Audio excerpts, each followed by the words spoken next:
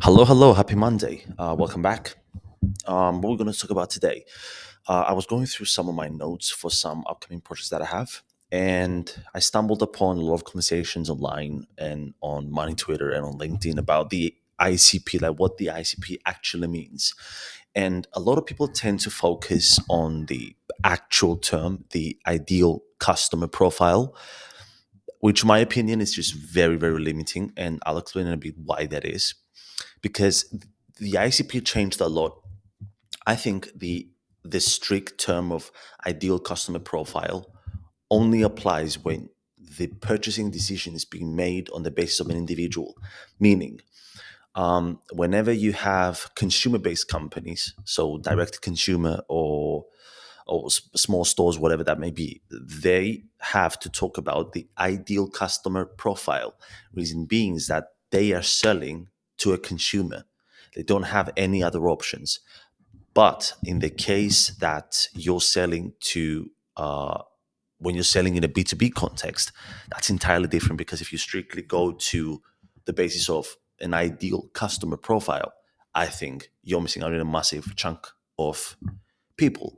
Let me show you what I mean. So it's going to be a bit shaky because I'll be typing on my laptop. So let me show you what I mean. So ICP, and everyone obviously knows the first one, which is the ideal customer profile. Now, what this means essentially for me is the individual that's going to make a purchasing decision. How it applies to you if you have in a B2B context, right? What that means is it might be a CEO or a CRO or a chief of finance. What what what the ICP applies to you in this context is who's gonna make who has to say the final okay for that B2B purchasing decision to happen as soon as they give the okay. But if you only try to find leads, or if you do your qualification process based on solely the title of the customer that you will be targeting, you're missing out in a massive chunk of people simply because let's say, for example, someone lands on your funnel, on your landing page, they watch your VSL, and they are a director of finance.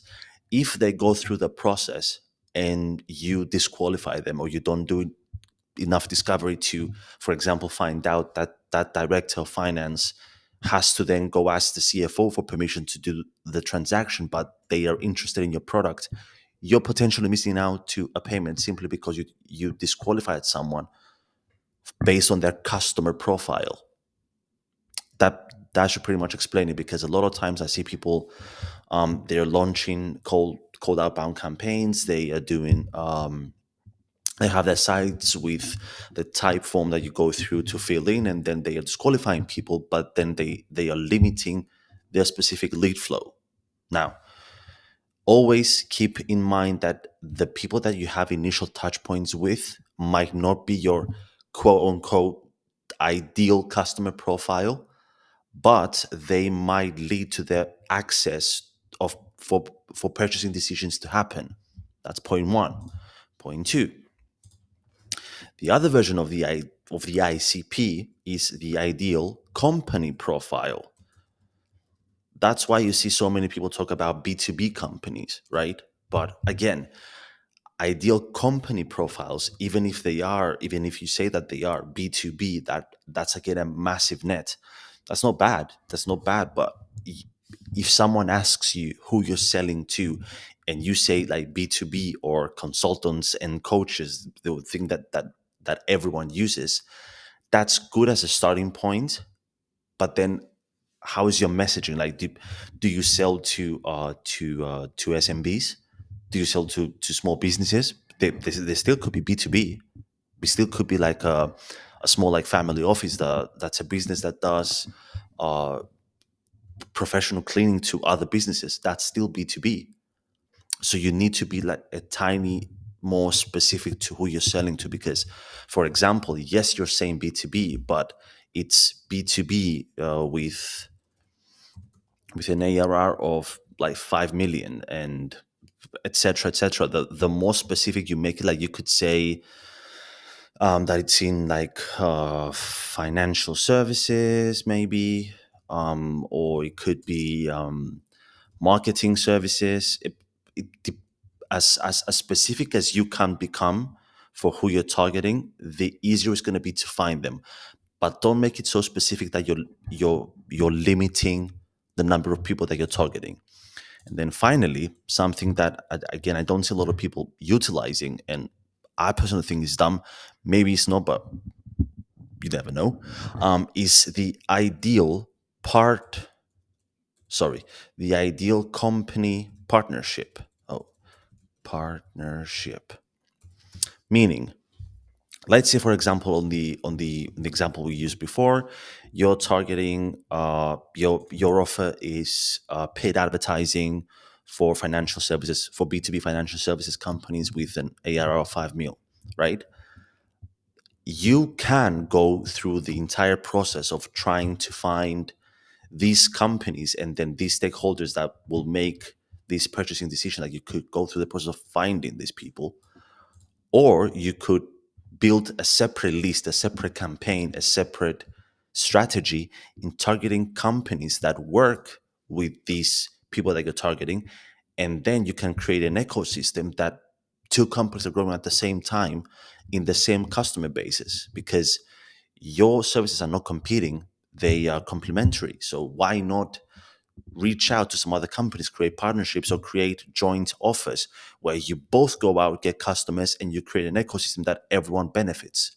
So the third point is try to find complementary services to yours, right? And build offer ecosystems to to build massive businesses without you having to go through the process of finding new customers at all times. Now, to close this together, I think that the best process is if you have a B2B offer and you're trying to build outbound campaigns, dismissing the inbound process. The starting point should be the ideal company profile, simply because you can use this as a base, and it also applies to targeting for a purchasing decision and then targeting for partnerships.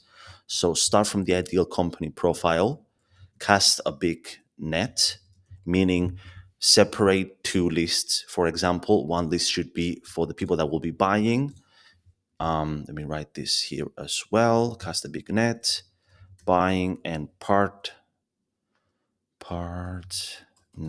with you. So you have two lists.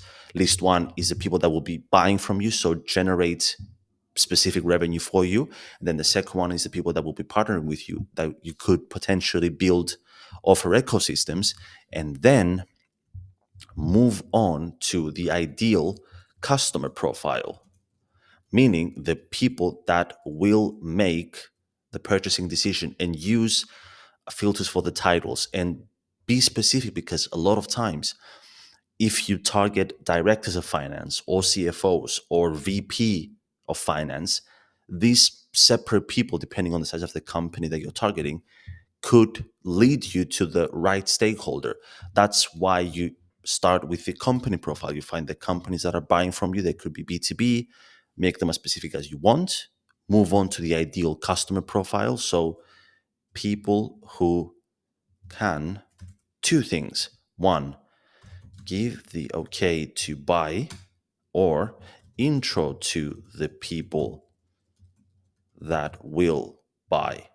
So two things. And finally, is your ideal company partnership. Let me write this as well. Partnership, meaning the people that you'll be partnering with. Partnering with. Oh, Jesus. My typing's off today. Partnering with, and find complementary ecosystems. So build ecosystems that you could both work with, because I've seen this happening with companies, for example, that are doing paid ads or that they are building sales funnels. So that could become a massive offer, and you could get referral fees from one another. Grow together, build better lists, and make more money. I'll see you in the next one. Bye bye.